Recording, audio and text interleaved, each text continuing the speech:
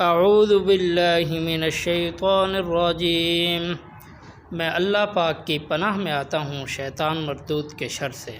بسم اللہ الرحمن الرحیم، شروع اللہ کے نام سے جو سب پر مہربان ہے، بہت مہربان ہے۔ قل هو اللہ احد، کہہ دو بات یہ ہے کہ اللہ ہر لحاظ سے ایک ہے۔ اللہ الصمد، اللہ ہی ایسا ہے کہ سب اس کے محتاج ہیں، وہ کسی کا محتاج نہیں۔ لم یلد ولم یولد، نہ اس کی کوئی اولاد ہے اور نہ وہ کسی کی اولاد ہے۔ ولم یکن لہ کفوا احد، اور اس کے جوڑ کا کوئی بھی نہیں۔ یہ سورۃ الاخلاص ہے، قرآن پاک کی یہ مکی سورت 4 آیتوں پر مشتمل ہے۔ اس کی پہلی آیت قل هو اللہ احد، اس کے متعلق تھوڑی سی تشریح عرض کرتا ہوں۔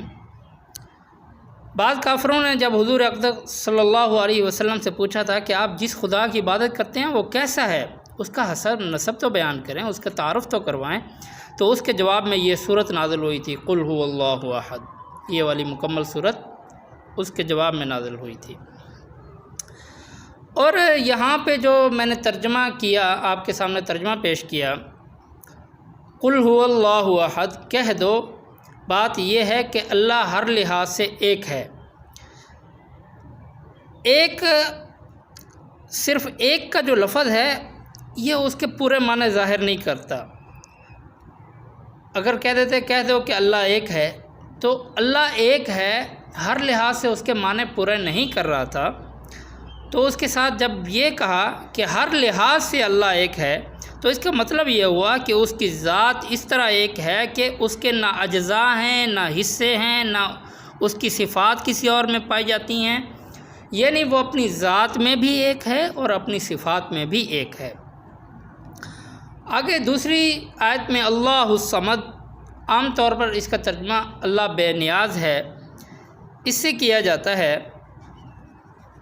یعنی اور بے نیاز کا مطلب یہ ہے کہ وہ کسی کا محتاج نہیں۔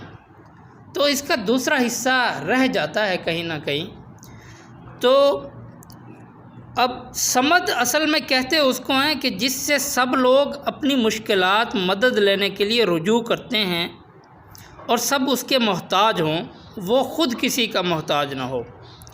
اصل صمد کا معنی یہ ہے۔ تو اسی تناظر میں اب ترجمہ ایسا کیا گیا کہ پورا مفہوم بیان ہو جائے، یعنی کیا مطلب، اللہ الصمد، اللہ ہی ایسا ہے کہ سب اس کے محتاج ہیں، وہ کسی کا محتاج نہیں۔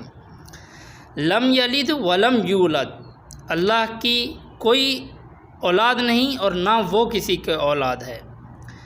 یہ دراصل اس آیت میں ان لوگوں کی تردید ہے جو فرشتوں کو اللہ کی بیٹیاں کہتے تھے، یا حضرت عیسیٰ یا حضرت عزیر علیہ السلام کو اللہ کا بیٹا قرار دیتے تھے، ان کی یہاں تردید کرنا مقصود تھی۔ وَلَمْ يَكُنْ لَهُ كُفُوًا أَحَدٌ، آخری آیت، یعنی کوئی نہیں ہے جو کسی معاملے میں اس کی برابری یا ہمسری کر سکے۔ اس صورت کی 4 مختصر آیات میں اللہ نے توحید کو انتہائی جامع انداز میں بیان فرمایا۔ پہلی آیت قل هو اللہ احد، یہ ان کی تردید ہے جو ایک سے زیادہ خداؤں کے قائل تھے۔ اللہ نے کہا نہیں، اللہ ہر لحاظ سے ایک ہے۔ دوسری آیت اللہ الصمد، یہ ان کی تردید ہے جو اللہ تعالیٰ کو ماننے کے باوجود کسی اور کو اپنا مشکل کشا، کارساز یا حاجت روا قرار دیتے تھے، تو اللہ نے ان کی تردید کی یہاں پہ۔